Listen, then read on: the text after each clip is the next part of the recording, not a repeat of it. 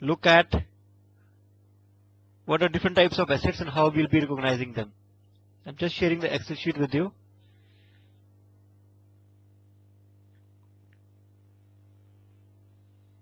So dealing with property, plant and equipment under IFRS.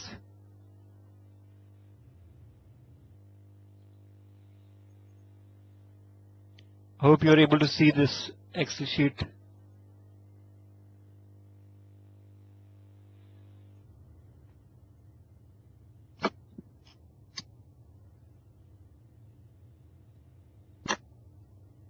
So we recognize property, plant and equipment which we are going to use into the business, which we are going to consume into the business, or any administrative property which we are going to use for only for the purpose of business. So there are different standards according to the usage of property. If you are going to use the property into the business, IAS 16 is the standard which governs property, plant and equipment. But if we have held any property for capital appreciation and not for use into the business or for earning rentals, so all the land and buildings which are held for capital appreciation and not for use into the business are governed by a different standard and not by property, plant and equipment. So in any such case wherein we have decided that we'll be using the property for capital appreciation and earning rentals, it will not be classified as property, plant and equipment, it will be classified as investment property. If we have taken an asset on lease and we are paying rents for it, that will be governed under IAS 17 leases. Will not be part of IAS 16 property, plant and equipment, because IAS 16 property, plant and equipment are the properties which we purchase either by payment of cash or in exchange of some other assets, or if we have taken a property on lease but which is a finance lease. When we'll discuss leases, you'll be able to differentiate between what is a finance lease and what is an operating lease. A brief introduction about it is that if you have hired a plant and machinery on rent, we have taken that property on operating lease. But if we have hired a property, plant and equipment, but the payment we are making is more or less equivalent to the fair value of that asset, that means we have the substance of the transaction is that we have actually purchased the asset but on installments. In that case, it will be governed under IAS 17 leases and will be considered as a finance lease. This will be more clear when we'll discuss this chapter on finance lease. Now, among these properties which are classified as property, plant and equipment or investment property, if we decide that if the management is intended to sell any property, they have decided that they will be selling this particular property at the end of the year or during the mid of the year. And if there is evidence that they have located a buyer, they are advertising for selling the property, then we cannot classify that property under IAS 16, under IAS 40 or under any other standard. We'll have to classify them under IFRS 5, reclassify from IAS 16, reclassify from IAS 40, and have to term them as non-current asset held for sale.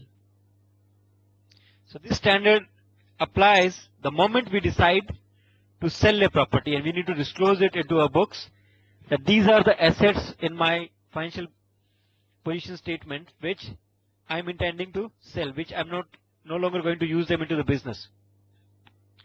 Now, if I am holding any asset which I'm selling in normal ordinary course of business, they will be classified under standard IAS 2 inventories. If I am constructing any asset on behalf of third parties, construction of assets,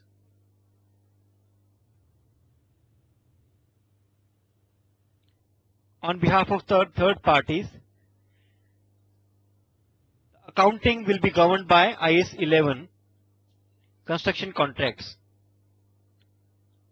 But if we are constructing assets for ourselves, like self-constructed assets, instead of buying the asset from the market, if we self-construct an asset, it will be governed by IAS 16 property, plant and equipment. On the basis of the usage, and if it is a biological asset, the treatment of biological assets is governed by IAS 41. agriculture.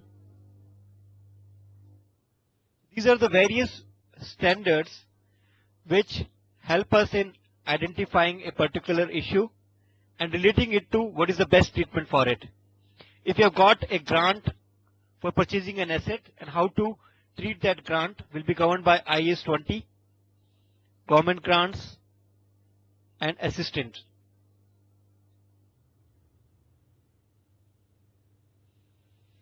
So these are main property related standards. So today we'll be discussing 3 standards which are very much related to each other. We'll discuss IAS 16, property, plant and equipment, IAS 40, investment property, and IFRS 5, non-current assets held for sale, NCA held for sale. So when I say which all assets will be falling under IAS 16, property, plant and equipment, the assets which I am going to use into the business for production or supply of services,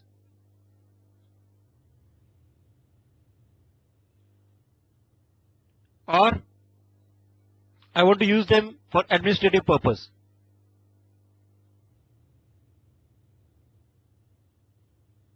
I'll classify all those assets under the regulation of IAS 16, which we'll study in the slides to follow.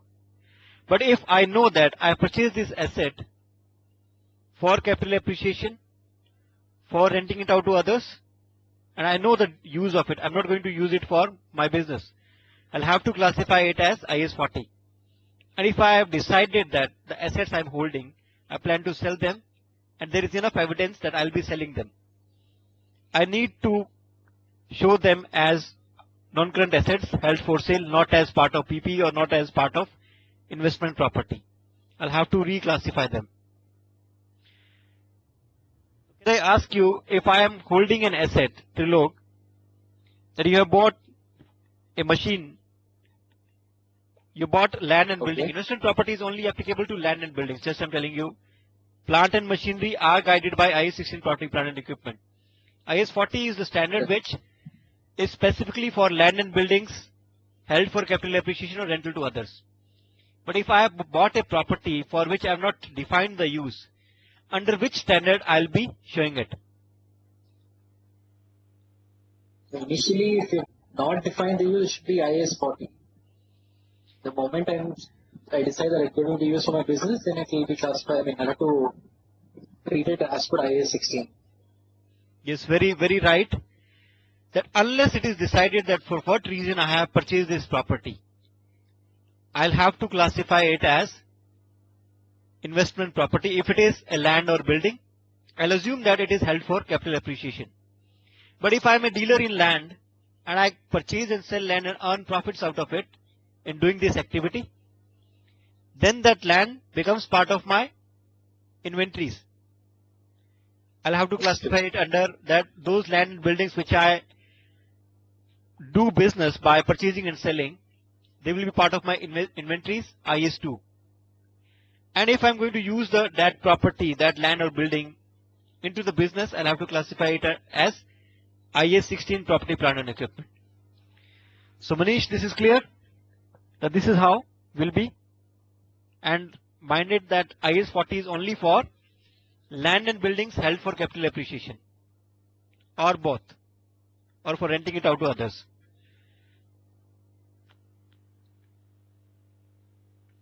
So first we'll discuss IAS 16, property, plant and equipment, the attributes of it. So under IAS 16, property, plant and equipment, we'll discuss at what value we'll be measuring the cost, subsequent expenditure. What if there are different components in an asset? So when I say property, property means land and building. And when I purchase a property, I am purchasing both land and building. Suppose I purchase a property worth 20 million, out of which the land component is 12 million and building component is 8 million. which component I'll depreciate? Both or only land or only building? Manish? You can unmute yourself and reply. Only, yeah, no, only building. Can you tell me the reason why? Because land cannot be depreciated. Yes, you say that land cannot be depreciated, but why cannot be depreciated? Why we cannot depreciate land? Because land is going to be there. It's not going there. There is no wear and tear, or there is no reduction in the value. We depreciate on the basis of useful life of the asset we have owned. Land does not have a limited useful life. The useful life cannot be defined. It has an indefinite useful life. So we cannot spread the cost of land over the years we are going to get.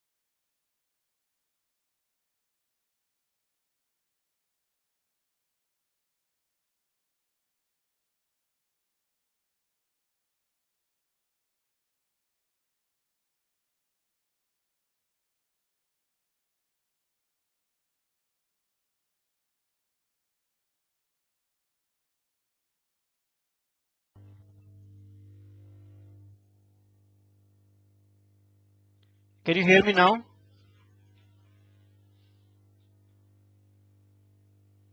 Hello, Manish and Trilok. Yes, now I can hear you. Okay, I don't know. Yes, Manish and I When we prepare our financial statements, we prepare statement of financial position of a particular date. And we show the assets, we show plant and machinery on that date. So when we show land, we say that this is the value we can fetch in the market at any point of time. And when we show the value of plant and machinery, we say that this is the value we expect to receive from this asset, either by way of using it or either by way of selling it, that on this date, this is the value we are getting. Okay. So even after 1 year, when we are preparing the statement of financial position, or even after some months, the value of land remains the same, or it only appreciates than what it was before. So there is no fall in value, is the reason we do not depreciate the value of the asset, because all the years which are enjoying that land will be able to get that value in whichever year they sell the land. So there is no fall in value. But in case of an asset which we are using into the business, if the same asset, if I try to sell it after 3 years, I may not get the value at which I purchased it. I may not even get the value close to the value I spent it, because there may be technological obsolescence, there may be wear and tear. So what we are trying to do actually, we are trying to maintain the value at which we have purchased the asset. And by way of depreciation, we are actually spreading the cost of the asset to the years who are getting benefited from it. We have purchased the asset in year 2001, but we are going to use this asset for 10 years till 2010. So all the years are getting benefited from the usage of that asset. So by usage of depreciation, we simply spread the cost over the years who get benefited. So in case of land, what happens? That land we purchased in 2001, even if it is being used for 10 years, but has the same value or more value than the value which we purchased for it. So there is no fall in value. So the value is maintained. So we do not depreciate it.